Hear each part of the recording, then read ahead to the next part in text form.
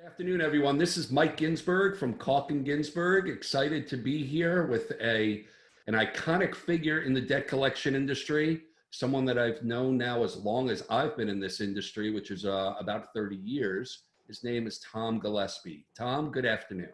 Hey, good to see you, Michael. You as well, Tom. Why don't you take a moment, introduce yourself, and also introduce your background and your company? Sure. Well, I'm Tom Gillespie, president of Access Receivables Management. Access has been around for 21 years. Prior to that, my wife and I owned a company called National Credit Management Corporation, which was also around since the 80s. And so I've been in this business a few years. A few decades. Well, thank you. And the primary focus of your business today, what types of clients are you predominantly servicing? So we're doing commercial. Mhm. We do state tax.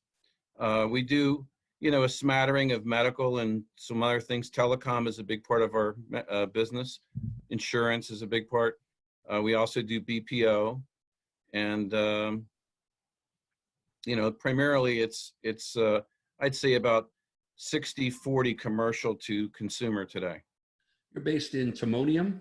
We're based in Hunt Valley. Oh, in Hunt Valley. Hunt right Valley, outside, Maryland, yeah. right outside of Baltimore and Towson. And Tom, how has this pandemic affected your business in particular?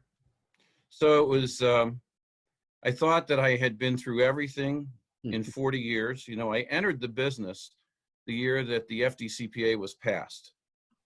So I literally did see people banging phones and trash cans when I started, and have watched the evolution of our industry.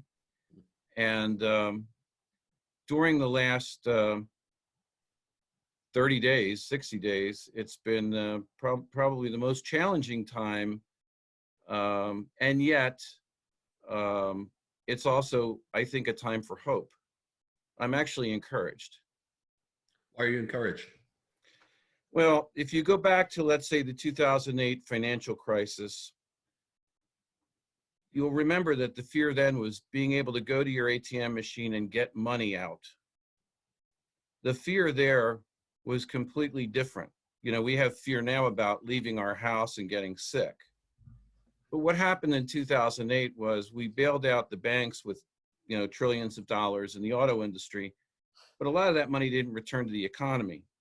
In this particular instance, with the Payroll Protection Program and the SBA direct lending program through EIDL, you're putting $5 trillion back into the economy.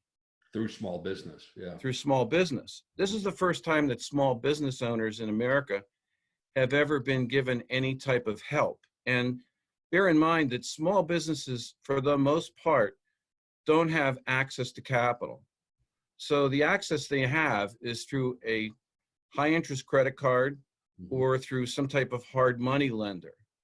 The average SBA loan, by the way, normally in a good market is only $50,000. So the SBA isn't really a good lender, if you will. And by the way, it can take 6 months and an awesome credit rating to get $50,000 in an SBA loan from a bank. Banks are typically more interested in certain areas like real estate, healthcare, and so on. Sure. So if you're a restaurant, if you're a service business, it's very difficult to get capital. Now, what I see and what the numbers are showing us this month is that the money is coming back into the economy. And, just yesterday we had in our company 2 payments, remote, mind you. One was 30,000, one was 22,000. Wow.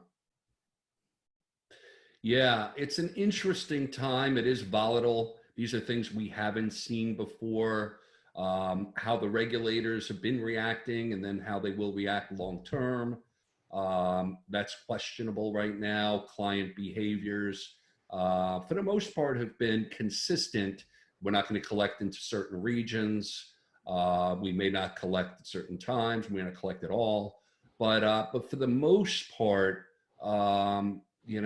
businesses in this industry are doing okay. And that's why I wanted to have these kinds of conversations.